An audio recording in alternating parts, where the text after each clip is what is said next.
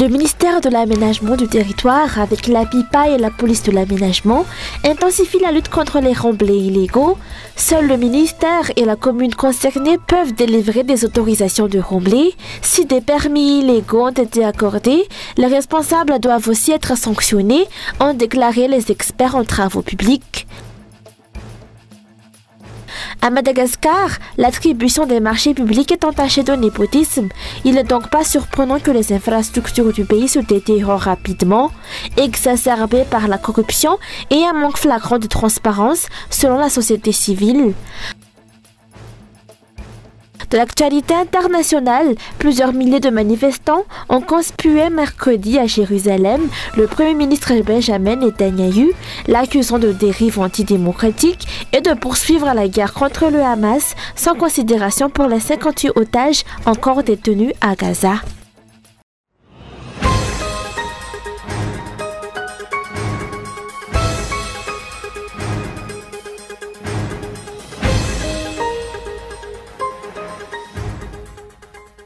Le ministère de l'Aménagement du Territoire a instauré une brigade spécialisée en collaboration avec la PIPA et la police de l'aménagement pour renforcer la lutte contre les remblais illégaux et la construction d'infrastructures non conformes. Dans certains cas, des personnes ayant obtenu des autorisations de remblais par le passé se voient à nouveau sanctionnées car leurs remblais sont jugés illégaux. Il convient de souligner que seules 2 autorités sont habilitées à délivrer ces autorisations: le ministère de l'Aménagement du Territoire et la commune concernée. Si des autorisations ont été octroyées, cela provient de ces autorités. Il serait donc injuste que seules les personnes ayant effectué les remblais soient sanctionnées. Les responsables ayant délivré des autorisations jugées illégales devraient également être tenus responsables et faire face à des sanctions, selon les explications d'un expert en travaux publics.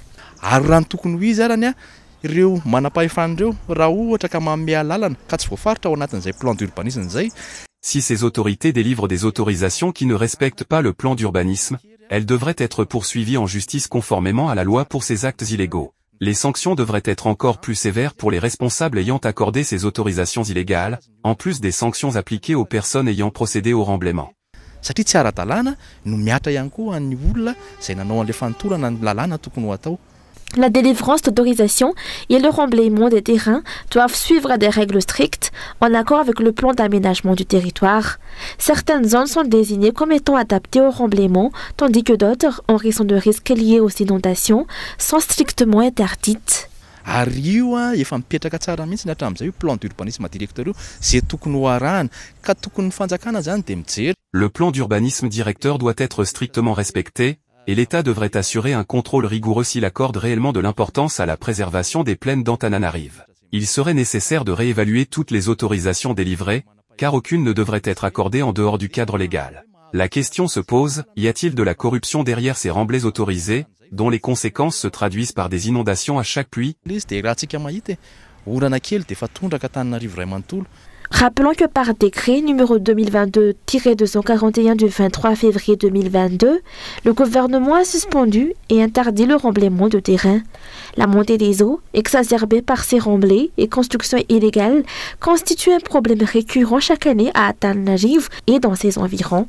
Il est donc crucial d'adopter des mesures fermes pour contrôler cette pratique, afin de respecter les normes du plan d'aménagement du territoire et prévenir les risques d'inondation.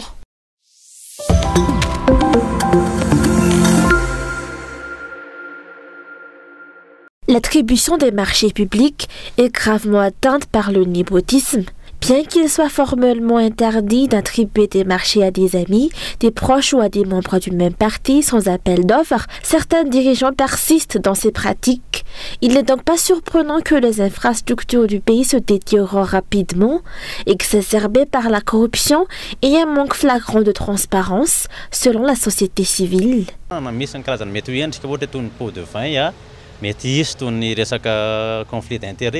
Il existe plusieurs pratiques douteuses dans l'attribution des marchés publics, telles que le versement de pots de vin, les conflits d'intérêts, les surcharges de matériel et de travaux, ainsi que les retards dans la réception des projets. Parfois, des marchés publics sont achevés mais ne sont pas validés en raison de l'intervention tardive de certains ministères, bien que les contrats soient déjà terminés. De plus, on observe fréquemment des violations des 3 principes fondamentaux des marchés publics, y compris en ce qui concerne la fixation des prix. Il existe plus de 20 formes de suspicion de corruption dans ce domaine.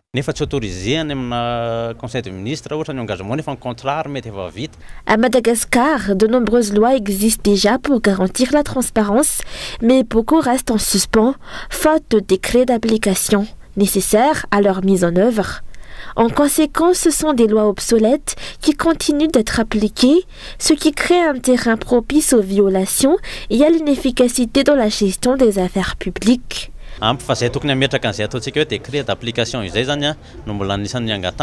Nous appelons à la mise en place des décrets d'application et des textes réglementaires nécessaires, car de nombreux secteurs sont encore régis par des textes obsolètes datant de 2004.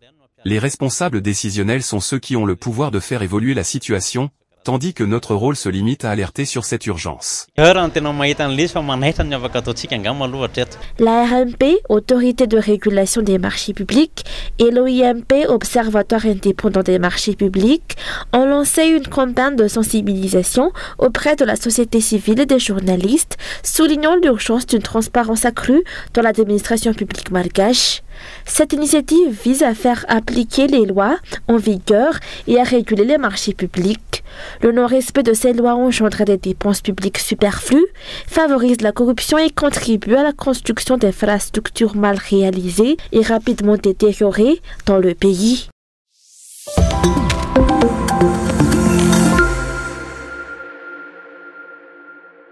Aujourd'hui, dans chacun des 6 arrondissements de la commune urbaine d'Atalanajiv, 2 Fouktang ont été ciblés par l'opération Zéro Plastique. Face à l'accumulation croissante de déchets, aux effets néfastes sur la santé et à une prise en charge insuffisante de la commune, sans oublier l'indifférence généralisée de la population, cette action collective a été lancée dans la capitale pour ramasser les déchets, et en particulier le plastique. Cette opération de nettoyage a pu être réalisée grâce à une initiative venant des scouts. C'est la journée dédiée à la collecte des déchets plastiques et à la sensibilisation des habitants de la capitale pour les inciter à ne pas jeter leurs ordures n'importe où, surtout les plastiques. Cette initiative, fruit de la collaboration entre la CUA et les scouts, rappelle que le plastique se décompose très lentement. S'il n'est pas trié et se mélange aux autres déchets, la gestion des ordures devient difficile, ce qui impacte négativement la santé.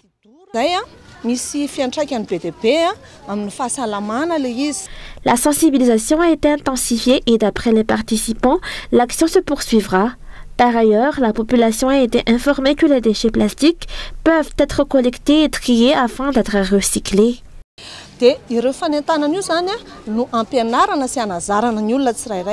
Nous apprenons aux habitants à trier les plastiques et à les déposer aux endroits appropriés. Ce n'est que le début. Une démarche continue est prévue pour inciter la population à assumer ses responsabilités, réduire l'accumulation des déchets plastiques et maintenir une ville propre.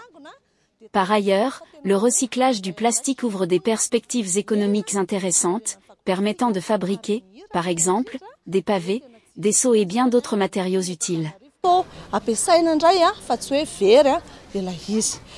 Pour le premier arrondissement, l'opération Zéro Plastique a été menée dans les Fouktang de Manar Tsuatsnanan et d'Anjevan.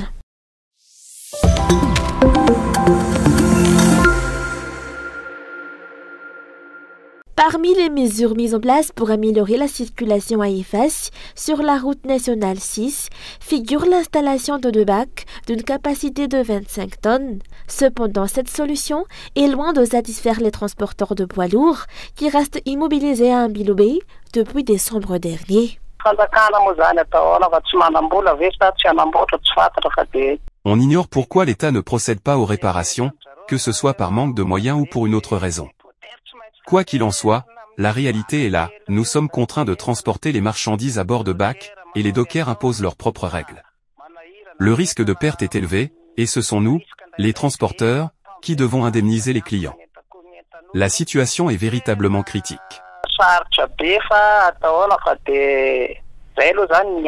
Lundi dernier, le chef du gouvernement et le représentant de la Banque mondiale à Madagascar se sont rendus sur place.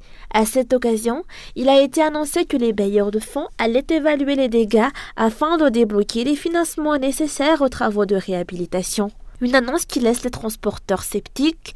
Il rappelle que cela fait plusieurs fois qu'une visite officielle de ce type avait eu lieu, mais que les décisions prises jusqu'à présent n'ont pas apporté de véritables solutions. Des représentants de l'État sont passés, mais au lieu d'apporter des solutions concrètes, ils se sont contentés de récupérer les gilets des plus démunis, sous prétexte qu'ils ne seraient pas efficaces. Aucune action tangible n'a été mise en place, et d'après ce qu'on entend, leur visite visait surtout à lancer Madagold, pas à nous aider. Après l'aménagement d'une déviation provisoire, la route a été à nouveau coupée le 3 décembre dernier à Mahavavi. Résultat, les coûts de transport ont considérablement augmenté. Un voyageur partant d'Antananarivo pour Ambilbe doit désormais prévoir jusqu'à 210 000 rials, sans compter les frais de nourriture durant le trajet.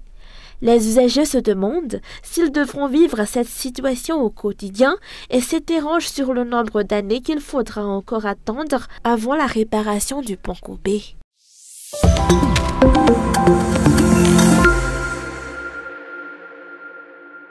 Les champions locaux de l'UTOP participeront à des compétitions internationales. Corsair, la compagnie aérienne, prendra en charge leurs déplacements et fournira le matériel de course nécessaire. Les champions se rendront à La Réunion pour participer au prestigieux Trail du Bourbon. Par ailleurs, les vainqueurs du Challenge Ultra auront l'opportunité de se rendre à Grenoble pour prendre part à la 4e édition du UT. Un accord de partenariat entre les deux entités a été officialisé aujourd'hui à Kourndjan en présence de Jules Peiro, directeur général de Corsair et du responsable principal du Top Madagascar. Une collaboration renouvelée pour une 3e année.